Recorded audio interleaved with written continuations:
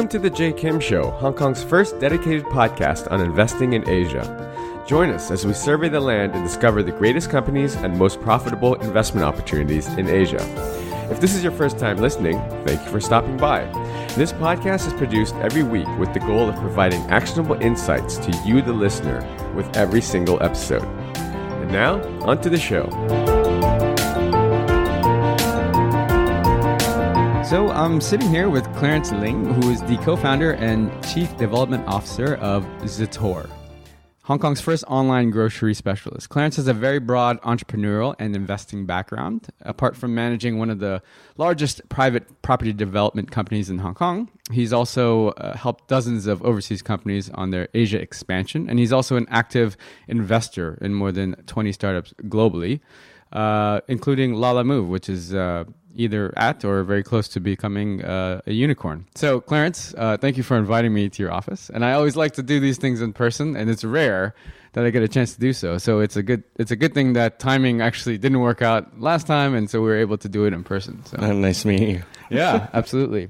So maybe you can give a little bit of background of yourself to our audience first. So ever since I graduated from college in the US in 2005, I came back to Hong Kong, not knowing what I wanted to do because I got rejected by all the banking jobs I applied to.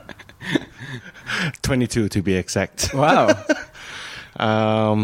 So I started off working for Deloitte Forensic Accounting, and then went on to Bloomberg as a sales trainee, and then went to Savills to do property valuation. After that, I joined my family business. And then over the time, I felt that I had an urge to learn more about stuff rather than just real estate. Mm-hmm. So in 2010, I started expanding my network, especially in London. And then one day, I got a call from the former foreign minister, one of the foreign ministers of UK government, asking me if I wanted to work on a deal with him. So he was the largest yacht maker in UK, which was Sunseeker. Since then, I started, cold emailing, cold calling, all the companies in mainland China and Asia. Since then, what exactly was that deal? Was it to find a buyer? Oh, okay. Got it. So worked on a deal, and then in 2013, I completed a deal and helped them find Wanda Group to acquire the company. It was a 320 million pound transaction. I made my first bucket of gold through that deal. Throughout that, I started also helping other companies fundraise in mainland China, and also facilitating the formation of China joint venture, connecting them with the mainland Chinese companies. I was also representing a few both private and state-owned enterprises in China.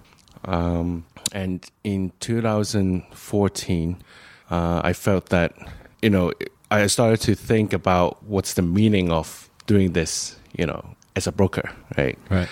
I didn't think I was adding much value rather than, completing the transactions or being able to fundraise for them. And then there was one experience, was one time I was with my partner then.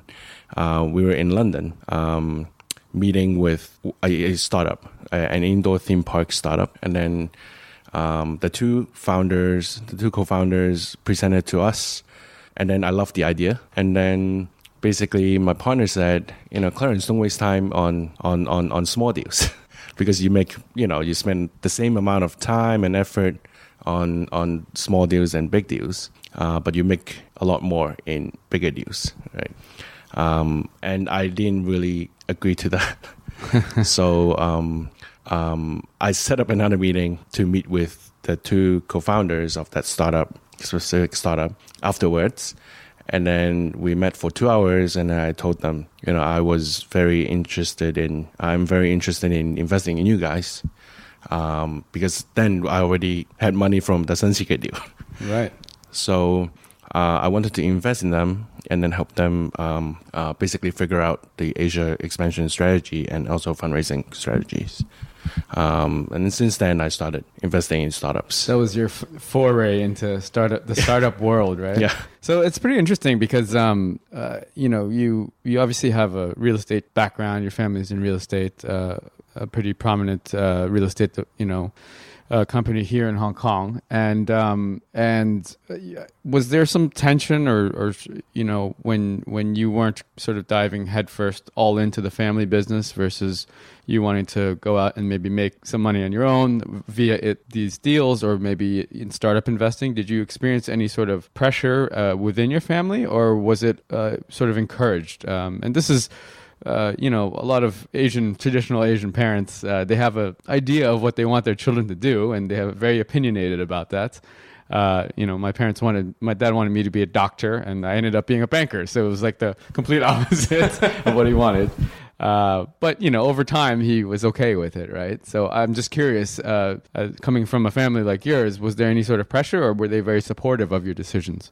Well, first of all, my family has been very open-minded about it. Obviously, there are times that they complain that I don't spend enough time in the family business.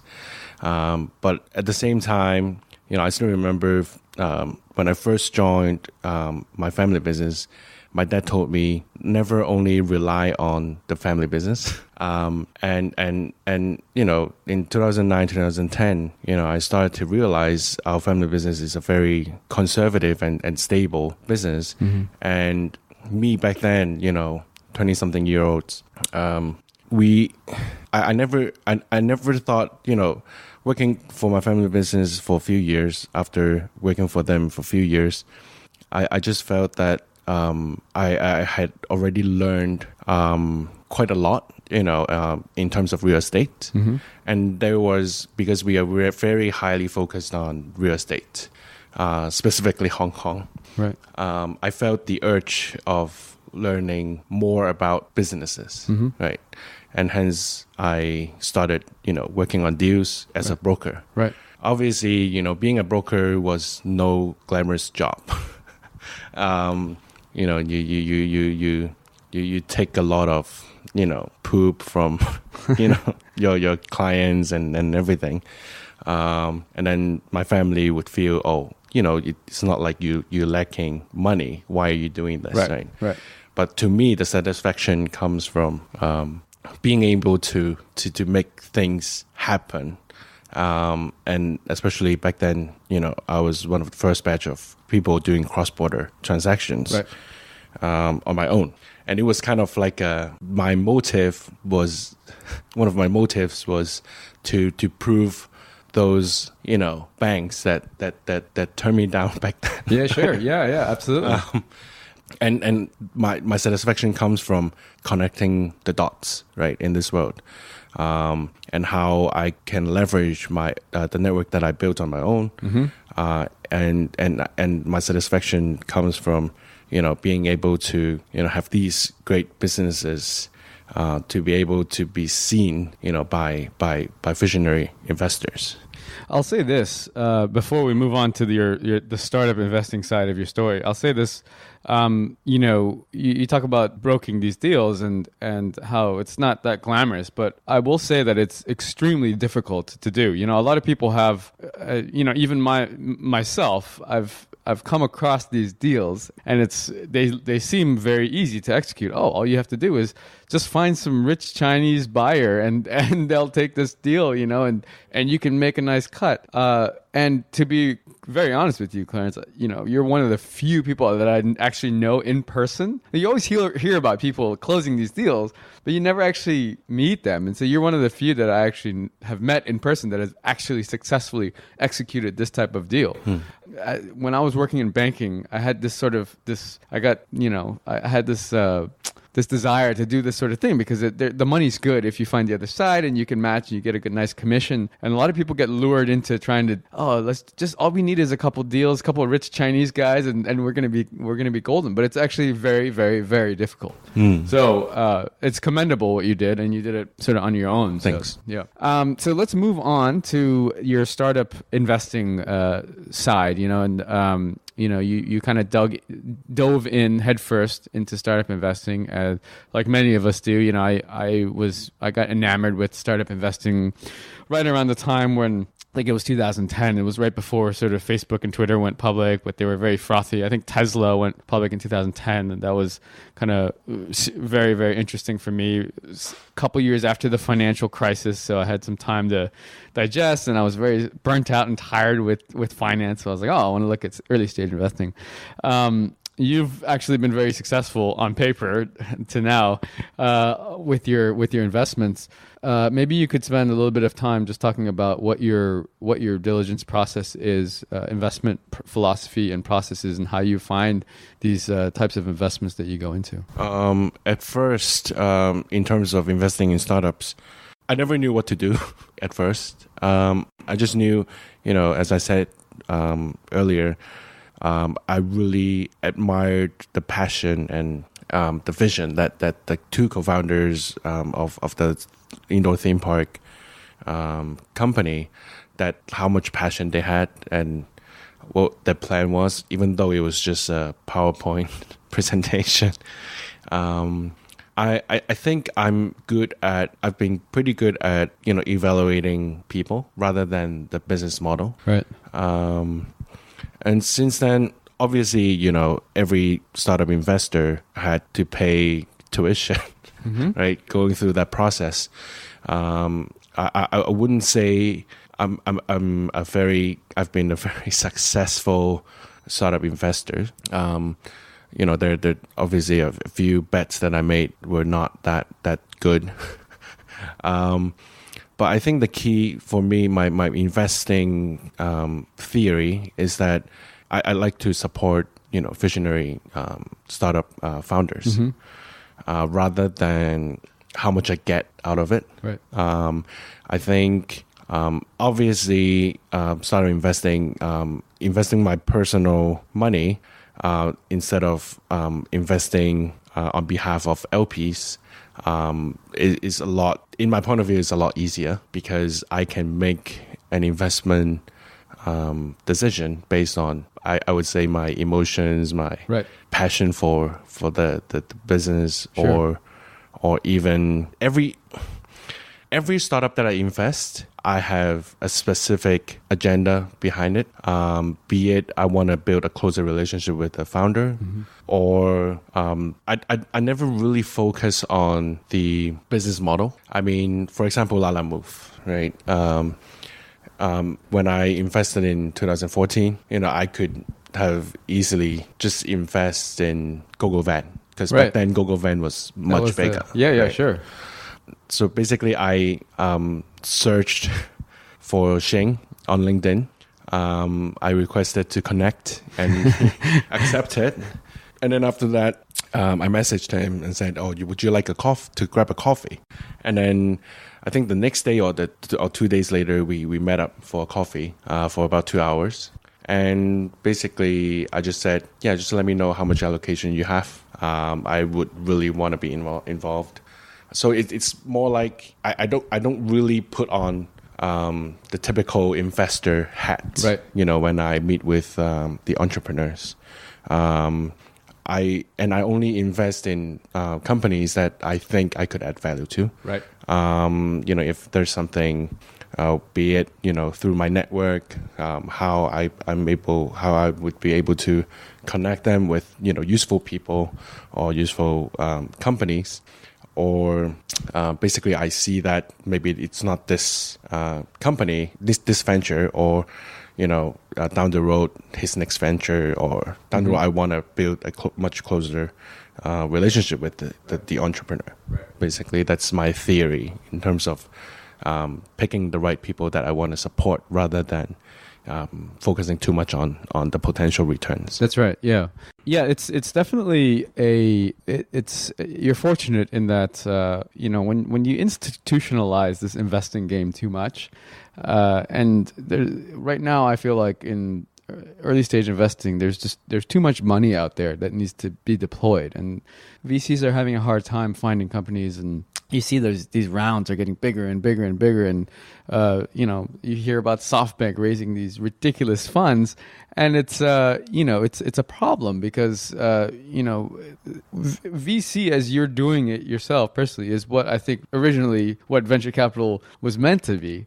Now it's become so institutionalized. It's all about metrics and that return to ROI, and you have and so it not only does it take the fun out of it, it kind of warps the entire innovation, I think, of the industry. And I'm actually quite worried about this exact topic, and we could talk about it a lot, but I don't want to stay on this point for too long. But thank you for sharing that. I tend to agree with your sort of your theory and your sort of investing guidelines or philosophy. When I look at investing into companies, I always look for we invest in entrepreneurs, the founder, the entrepreneur, and your example of Xing. Xing was on our podcast. He was one of the early guys on our podcast, and he has a phenomenal story, and he's obviously a very, very smart, bright guy. But you can tell within 30 minutes of talking to him the type of entrepreneur he is, and he's definitely the type that you want to place your bet on, right? So finally, let's move on to sort of you jumping into a startup itself. So I find this fascinating because when you look at basically ways to create wealth, and I'm talking about real wealth, right? They say that there's only 3 ways that you can get that. You can inherit it. You can invest, which is, you compound or you earn carry off of savvy investing. Or you can build a company that's, so you've basically decided to do all 3. And and I can tell you that from, I've been parts of startups before that have all sort of failed or been pivoted and stuff like that. It's much easier to be an investor than it is to be an entrepreneur and build a successful company. So with that, I think most investors would not agree with you on that. But most investors haven't actually been on the other side and gotten dirty, right? So I'm interested to hear what your thoughts are. But so what made you want to basically be like, I'm going to roll up the sleeves. I want to build my own company. Maybe you can talk to us a little bit about what led you down this path, and you can explain what Ztour is. So basically, I co-founded Ztour with my 2 co-founders, Danny, who's the CEO, and Jack, who's the COO of the company. And it's funny, so I met Danny back in 2010, and then we just clicked. We met going on a delegation to Yunnan back in 2010, and then we shared the same room, government arrangement, right? And basically we just clicked, and ever since then we would brainstorm about ideas and all that. So Danny used to run his own software company, so he started the company even before he graduated from college. And he's been doing, projects for banks, for government, different government entities, and all that big projects. And I saw something very different in him, right? To my understanding, Hong Kong's IT sector, most people are still stuck in the, era of outsourcing, SI projects, right? And looking at him, knowing him, he's very different. And then but the problem is, I think it's a typical Hong Kong problem, right? Most A-grade students would never choose computer science, right, if they go to college in Hong Kong, right? Right. Just neglecting the ones that study in the States, or UK or Sure. Australia. And that's why the ecosystem has been not there, right? In terms of tech sector in Hong Kong, all the A-grade students would go to banking, Right. real estate, Sure. Even insurance, actuary, all those majors, and I think that's why Hong Kong people in general, in my point of view, is still stuck in the era of our most glorious days, back in the 80s, 90s, even 2000s, and most successful people are from real estate and finance, right in Hong Kong. And there's one phrase that I still remember. I forgot who made that comment. Was that right now everywhere in the world, including mainland China, the younger kids, or teenagers, they have someone new to look up to, right? Yes. Be it Pony Ma, Jack Right. Ma from China, or Jeff Bezos, or Elon Musk, Sure. right? And Hong Kong, we're still talking about Li Ka-shing, right? Yeah. It hurts me, Like, I'm not saying he's not, like, he's probably one of the most visionary or Sure. most influential Yeah. people in the world, right? In the world standards. But I just think, Hong Kong needs a lot of these, new energy, right? And, Hong Kong being a market which is very well developed, be it in terms of retail, real estate, everything. Few conglomerates dominate, the market. Right. It's like when you talk about startups, startups are meant to solve a specific problem. Right. Right. But Hong Kong is already very, in my point of view, that there aren't that many problems to solve. It's a pretty efficient society here that we live in. I mean, people talk about, everywhere, mainland China. It's the people talk about, mobile payments being very mature and growing very fast, and Hong Kong, we're still stuck using octopus card, right? But I don't see that as a bad factor, right? Like octopus card, like why mobile payments are still developing and still not up there. People tend to want to blame that Hong Kong, people are very old fashioned and we are so outdated, we are so far behind. But the fact is, octopus cards is very strong and influential. Yeah. And they were a pioneer, and that's why, a front runner. That's why there's no space or room for mobile payments to flourish, right? Because it's as a matter of fact, and because Hong Kong is a very densely populated city. I'm not sure if I'm correct, but I heard from someone that for such a highly dense city, when you go to 7-Eleven, it's actually much quicker to use octopus card than Yeah. And because NFC, sometimes the connection is bad, and because multiple people and multiple shops are connecting at the same time, then they're problems. But octopus cards, they don't have such problems. Yeah, right? I agree. It'd be interesting Clarence, would be if we could figure out what the octopus card penetration in Hong Kong is. I mean, I imagine it's extremely high, but you're right. I mean, I've never, even Wi-Fi pay, there's a lag. You have to wait and then, but octopus card is instant. You never have an issue. Yeah. So, back to Danny. So I was starting to invest in startups in 2014, and end of 2014, through those 4 years that we knew each other, we would always meet at my place and we would brainstorm different ideas. But back then, because it's such a burden for him, because he had to at the same time maintain his software company. So every ideas that we talked about, it would only be a part-time thing, trial for him.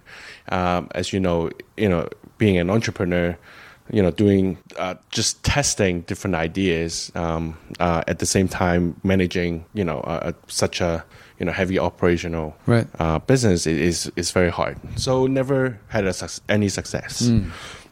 So end of 2014, one night he was at my home, and we were chatting, and suddenly he said, "Clarence, I'm actually gonna give up my company, software company." And it came to me as a shock, right? He said, "Yeah, I've never taken any days off, any holidays, so I'm just gonna give up this company and take 2 months off, right, to clear my mind, right, and think about what I should do." And he said because he thought it was Hong Kong was at a tipping point in terms of B2C business. And he would hate himself for not trying. Right. So after 2 months, came to me and said, have you ever heard of this company called Red Marts? Right? And then I was like, yeah. And then he's like, so back then Red Mart was still going strong and, raising a lot of funding and everything. He's like, Singapore is similar to Hong Kong, and Hong Kong is a bigger market, comparing to Singapore. And he thought, and rental in Hong Kong is very, very expensive comparing to Singapore. And he saw there's room to do such thing because no one's doing e-commerce. Right. I mean, Park and Shop has been doing for 20 years, but their website's horrible, by the way. I've tried to order stuff off there. It's so bad. I didn't say that. I said it. If you're listening, Park and Shop, you need to upgrade your website. So I originally he had that idea, and then the more research he did, the more he thought, as an IT guy, there was no way that he could start an FMCG business, right? And a lot of investors actually were quite shocked that we chose online supermarket as an entry point, rather than doing electronics or fashion or all these with much higher margins. Sure, right. But then we thought if we wanted to change the customer behavior, we had to pick something that affects Hong Kong people's daily lives. If we had started with electronics first, yes, we might be making money, right? We might be profitable by now. But then the repeat purchase is at least 5-6 months, right? So people in terms of the sales funnel, probably a lot of drop offs or whatever.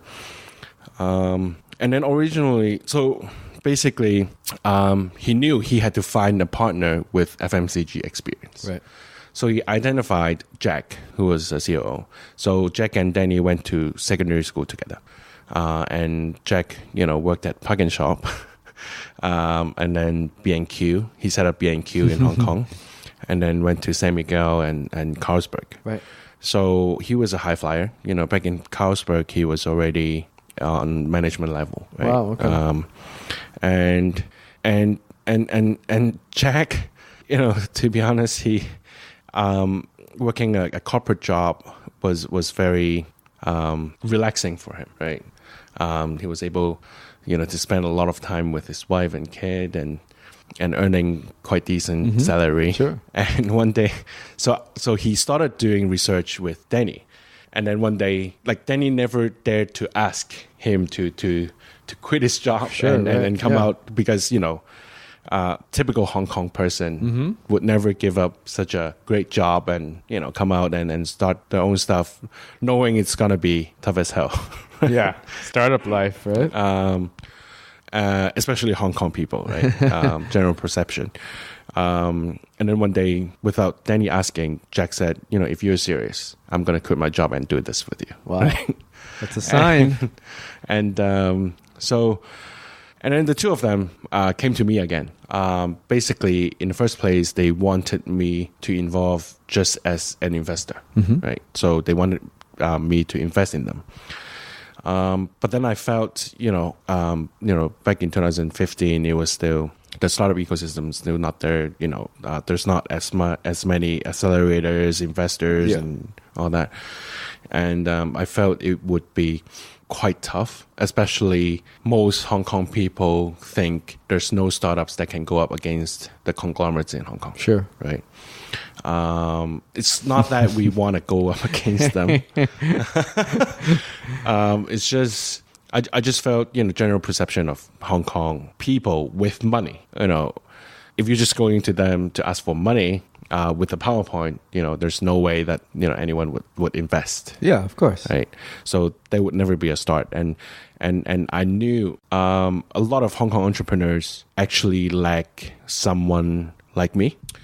I'm not saying I'm better than a lot of people. I'm just saying, with the kind of background and network that I have, that I possess, which a lot of people in finance in Hong Kong also possess that. Mm-hmm. It's just as it's too much opportunity cost for these people to come out. That's right. And really basically join these startups to help them, to assist them.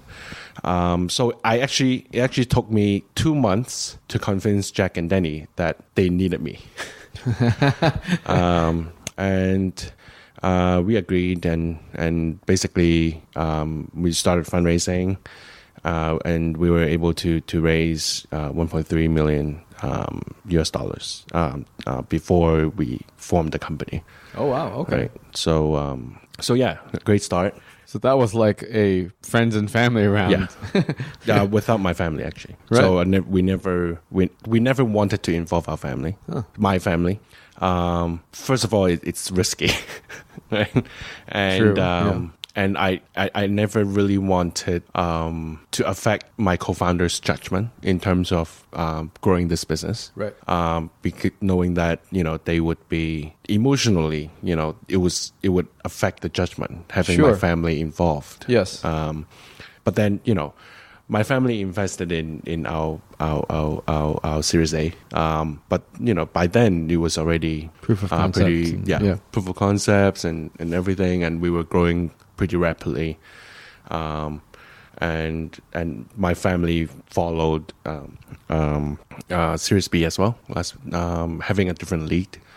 So that's different. But from the start, I never wanted to. No, I think that was smart of you to do it that way, because there's a lot of things that those early days are very crucial, especially when a founding team come together like that. And like you said, emotionally, everyone needs to be on the same level, even and not disadvantaged, because then you can actually all put in the same amount of effort and work to grow this from the ground up. I've seen it happen.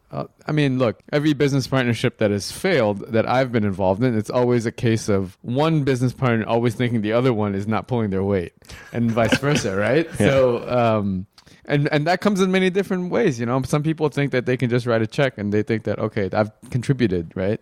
So, it's good that you did that. I think that's smart. So why don't you walk us through just the basics of what the company is, and what's the user experience like? Why is it potentially disrupting this space in Hong Kong, or just creating this space? We're not trying to disrupt anything. Creating, because it's really non-existent. But in the process, there would be, the result would be disruption, right? We never intended to disrupt anyone, any companies. From the start, it's we started off as an online supermarket, but with an angle, because we, especially Jack, when he was in the FMCG industry business, he saw a lot of great quality products that didn't get enough exposure to the market. And it was very hard for these branded products to list on any major supermarket chains. So in the first place, like right from the start, we knew we wanted to create a platform, obviously with mass products, big brands, and also smaller brands. And basically, so we started off only 300 SKUs, mainly supporting Hong Kong local traditional brands. Right. When you ask people now, people think, we are doing such a great thing, supporting, trying to revive these traditional brands and helping them a lot. Yeah. But the fact is, in the beginning, they never wanted to work with us. It actually took a lot of passion, time. Some brands took us a year to convince them, you should try e-commerce, right? And especially, before we started, people didn't know anything much about e-commerce. Mm-hmm. They just thought, online shops, why, I don't want you to damage my brand, right? So it was a tough journey in the beginning. And also the big brands, we couldn't even get, products from them. Right. Because everybody was scared. Sure. Because of the big guys. Yeah. Right? And in the beginning it was a very, the can-do mentality had to be there, right? Right. Like we had to think of creative ways to even, stocking up by buying from Park and Shop. Right? We had to start that. One of the rice brands, they were scared and they actually said, why don't you go buy at Park and Shop? Right? Because Fill your and inventory we that way, actually right? did that. Wow. That's incredible.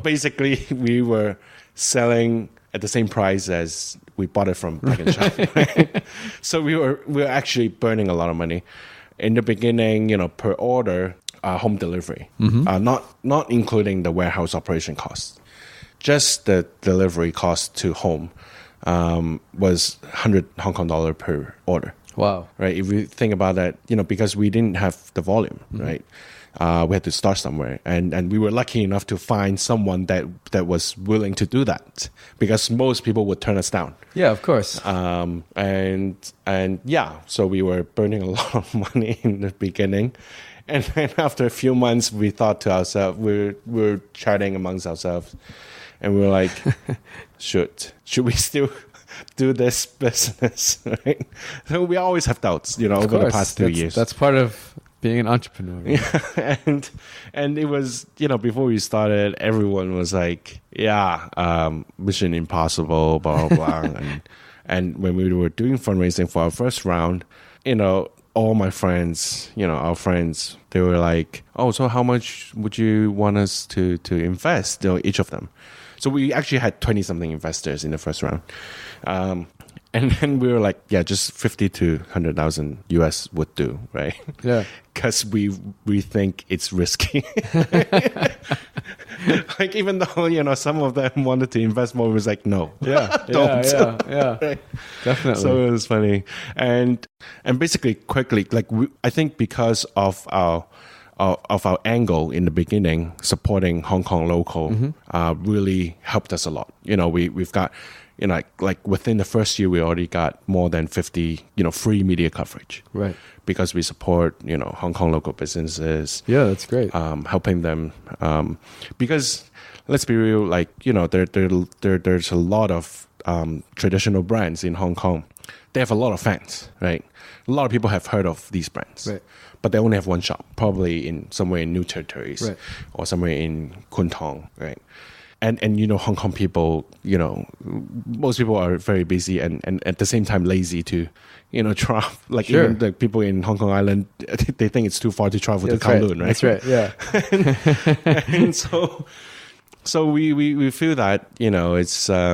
We're actually helping both sides, on one hand, because of that emotional effect, where, when we talk to these traditional brands, we never talked about money. Like, we never talked about how much money I'm going to help you make, right? It's all about us, appreciating what they're doing. That's right, yeah. And because of that connection, they loved us. I mean, they still love us. And in the beginning, a lot of these traditional brands, they actually helped us a lot. In the shops, they would hand out our flyers. Wow. And telling all these people, oh, you don't have to come to our shop, all the way, That's from great. Hong Kong Island to Kwun Tong to buy stuff anymore. platform, they do home delivery, right? So that also helped us a lot, and media coverage also helped us a lot. We were actually very surprised with our growth, just in the first year. But we knew that the biggest thing we had to solve was warehouse operation and also deliveries, logistics, basically. Right. And then at that time, I knew we had to find someone to help us with that. And we were lucky enough to be able to get in touch with SF Express. And originally we were just talking about partnerships to help us with the home delivery and warehouse operations. And then they ended up investing in our second round. Wow. Right. Fantastic.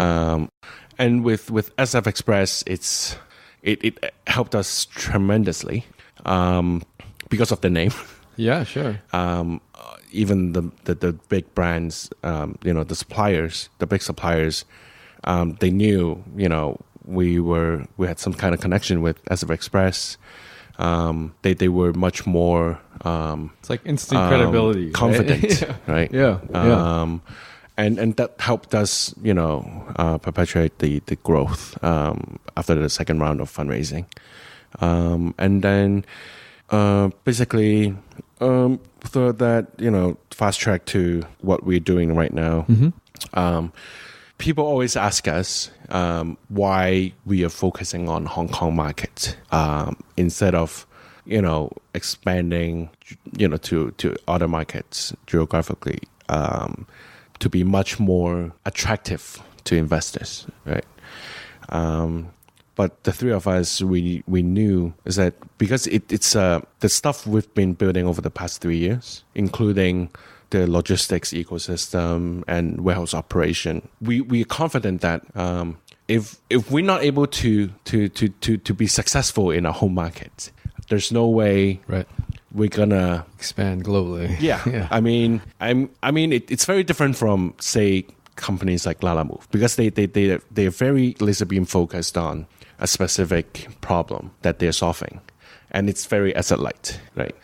But I would say the biggest thing is we chose to do such an asset heavy business model, and because we saw the opportunity is that Hong Kong, in terms of retail, most talent in retail, because traditional retail has been very strong, and we've been developing traditional physical retail, for the past 40, 50 years, right? So we were one of the first in the world. And everything is very mature. And because all the talents going into retail, they are trained, their DNA, they are trained to be traditional retail experts. And if you ask me, there's no e-commerce or new retail experts in Hong Kong. And we are one of the pioneers in Hong Kong. Obviously, alongside the HKTV Mall. Right, yeah, sure. And we feel that who are we to go in, say, mainland China or Southeast Asia and say we're gonna, beat the local competitors, right? But in terms of Hong Kong, same goes to, other big players in the region. Hong Kong is a very unique market. Every district has different culture. In a point of view, building a true ecosystem, we like to call it the super app of Hong Kong. Online grocery is just our starting point, but we've been expanding to other verticals as well. And we are not a marketplace. We are really, so we're more like the JD model rather than Taobao. Right. HKTV Mall is more like Taobao. That's right. Yes. So we are able to control basically the culture, and our we take a more aggressive approach in terms of what we want to push, rather than just providing a platform for anyone to come on, right? Yeah, so for the audience listening in, the marketplace is basically individual vendors can set up their online shop and sell on your platform, versus something like Ztour, where you curate specifically what you want on the platform. You control everything. So we like to say we are a e-commerce company with a character, right? we don't intend to please everyone in the market, but people that like us or love us, the customers are very sticky. Right. And we are aiming at creating this more asset heavy, heavier business model to basically serve different Hong Kong customers' needs, right? So our vision is to serve Hong Kong customers, but not only limited to when they are in Hong Kong only, right? So we just launched a new business model called Neighbuy. Neighbuy is a community collective buy model. Oh, okay. So it's more like I like to call it group buying 2.0. Okay. So we work with different local retailers, mom and pop, and basically our aim is to help them, assist them, earn more money than what they're doing right now, right? And basically driving traffic to these stores. So in just 3 months, we already have more than 50 shops that are working with us all over Hong Kong. And this is just our first step to the new super app that we gonna be doing. So could the actual end consumers could be located anywhere in the world to be part of this this group buy, or is it? It's just Hong Kong. Just Hong Kong right now. Yeah. Okay.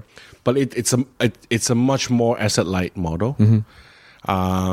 We don't know. We don't know whether we will use this model to expand geographically to other markets.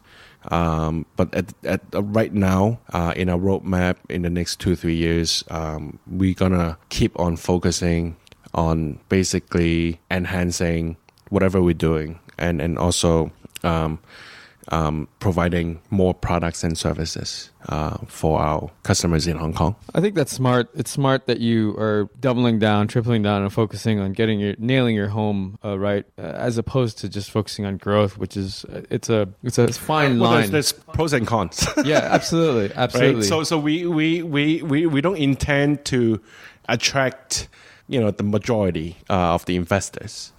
Obviously, doing a much more asset light model and expanding to other markets quickly to show growth and potential ceiling of the business gives investors a much bigger imagination, right?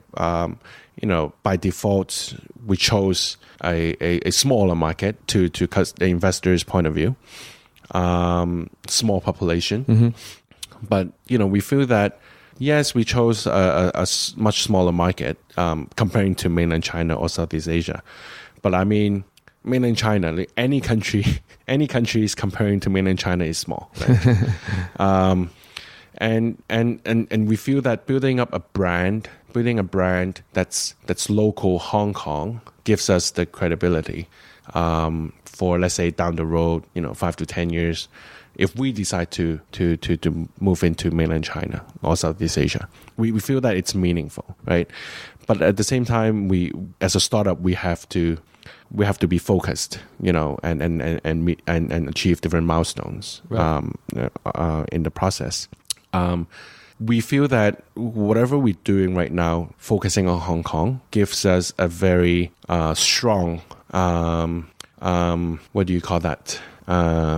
Like a following, like a tribe? Is that what you're trying to say? Like that too, but also any players wanting to come into the Hong Kong market would have a hard time. I see. Okay. Hong Kong is a unique market in the sense that when you look at JobsDB, when you look at OpenRice, when you look at all these different businesses, I mean they're not top notch, in terms of service level or UI or UX, right, whatever. But when you think about it, all these big guys from overseas, coming into the market, like Monsters, like Eatago, Yelp, right, coming in, it's not like they're not great companies. Their tech is probably better. Their user experience is probably better. Yeah. It's just that Hong Kong people are very loyal to what they know, right? Because we feel the switching cost of Hong Kong customers is very high, right? And and the loyalty is there. Yeah, So absolutely. it's not like, so, the strategies that the mainland Chinese companies that have been doing in the past 5-7 years, in my point of view, would never be sustainable in Hong Kong. Because mainland Chinese, in the mainland, there's 1.3 billion people, right? For fact, you can laser beam focus on growth, right? And don't care about drop-offs, right? But Hong Kong, we only have 7.8 million. So you got to get it right from the start. Yes. So it's really a different DNA. Yeah. Right. Yeah. It's not about just giving deep discounts, undercutting your competitors. Right. There's a lot more to it, right? In Hong Kong, and the failure, you can't afford to fail too many times, right? Because if a customer leaves you, it's going to cost you a lot more to acquire that customer back, right? Higher user acquisition costs, a greater lifetime value. These are all very nuanced things about the Hong Kong market that a lot of people don't know, and that's why a lot of, like you said, a lot of startups come and fail. Clarence, it's been great. I mean, you've thank you for your time and for sharing your experiences and telling us about your company. As we look to wrap up, I just have a couple final questions. First of all, and I didn't get to this at the beginning, but the name Ztour. Please tell us how you came up with the name for your company. So we came up with the name in Chinese first, Ztour. So Ztour actually is a very Hong Kong name, term, because we, Hong Kong, as you know, we were governed by the British for more than 100 years, and a lot of our terms are unique to Hong Kong people because they were directly derived from English. So Ztour was directly derived from store. So it's basically representing mom and pop stores and all that, and we felt that right from the beginning we wanted to focus on Hong Kong, so we decided to come up with a name that people in Hong Kong could relate to. So a little helpful tip for anyone listening in that wants to ever connect or do business with Clarence: do not call it Ztore. You will not get a response from him. That's one of his pet peeves. It's an easy mistake to make because the iPhone corrects it automatically. But yes, please know that this is a very important point. Just a final couple questions, Clarence. The second to last question, and I like to ask most of my show guests this, and this one's, you can answer it in many different ways because you come from a very diverse background. You're an investor, you're an entrepreneur. If you had a piece of advice for, let's say, a Hong Kong entrepreneur, and I have a soft spot for Hong Kong. I'm not actually originally from Hong Kong. I've just lived here for many, many years. And so I always like to see Hong Kong entrepreneurs do well. So if you had one piece of advice based on your experience, the last few years working with your startup, what would that be? I would say see more of the world, be it mainland China or Southeast Asia or even US, Europe. Get as much exposure as possible. And also through that, try to connect with, successful entrepreneurs, outside of Hong Kong. Because in my point of view, in the new business or new economy era that we're going through in Hong Kong, we are lack of mentorship in the local market. Mm-hmm. For example, us, we knew right from the beginning, we knew no, Chinese VCs would be interested in investing in us. But over the past 3 years, we still, travel to mainland China, Southeast Asia, Europe, US, to keep on talking to these people and getting their advice. Mm-hmm. And also successful entrepreneurs. Quite a few of our mentors, they were successful e-commerce entrepreneurs. Right. We felt that there was no one, since the beginning, there was no one in Hong Kong that could advise us what to do, right? When it comes to e-commerce. But also, as an investor, I would suggest not only focusing on Hong Kong. That's very contradicting to what I said. I love it. But I think it's, by default, we chose this business. That's why we believe in focusing on Hong Kong would give us a much better outcome or result down the road. And we are, I would say we're just lucky that we were able to find investors that believe in us, believe in what we're trying to do, and believe in we should just focus on Hong Kong. And for other startups, I'm not sure in what kind of industries that they're targeting, but just focusing on Hong Kong on a specific vertical would be too small. The reason we are focusing on Hong Kong is that we are expanding, horizontally, to other products and services. And Hong Kong retail market is, $50 billion a year. And that's not a small market. Right. And e-commerce, online sales, market share is only less than 4%, 3%. And we feel that there's a lot more room for growth. If you look at, neighboring markets like Taiwan, Singapore, Taiwan is almost 20%, right? And Taiwan market, you could have more than, 2-3 major players that are, over $1 billion valuation, market cap. So we believe in, we are one of the pioneers in Hong Kong. But that's just our business, the nature of our business. But for other startups, including SaaS model, including so basically, don't try to do what you did. You don't try to go after the impossible. Yeah, and I mean, Hong Kong is it's a great starting place. I'm not talking about the support from government or whatever. It's like, in my point of view, a startup, an entrepreneur should never purely rely on government support. Yeah, right. Sure. We've never gotten any support from the government. We never asked for them, right? But it's the urge of learning, and basically the can-do mentality. If you have that, be it in Hong Kong, be it in Beijing or, Singapore or whatever, you do something great, right? Fantastic. Thank you for the advice. The last question is just, where can people find you, follow you or learn more about your company, or maybe if they're someone that wants to connect and potentially ask for an investment, how can they reach out to you? That's going to be rare, approaching us to invest in us. But yeah, my LinkedIn, just search Clarence Ling, Facebook also. Then I'm pretty outspoken in terms of updating what's going on with our business. Right. Well, I like meeting people. That's kind of my forte. Yeah, absolutely. Well, thanks again, Clarence. Thank you. Really enjoyed hearing your story, and thanks for sharing your journey. And we're looking forward to following Ztour and hearing about how you grow the business. And I'm confident that you guys will be successful. So best of luck. Thanks a lot. All right. Take care. Take care.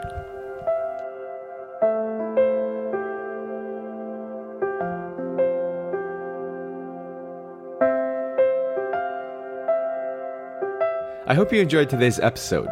All the show notes and links can be found over at jkimshow.com. Come back often and make sure you subscribe, rate, and review. Don't forget to join us next week for another exciting episode of The J. Kim Show. I'd love to hear your comments. You can find me on Twitter at jkimmer, JAYKIMMER. See you guys next week.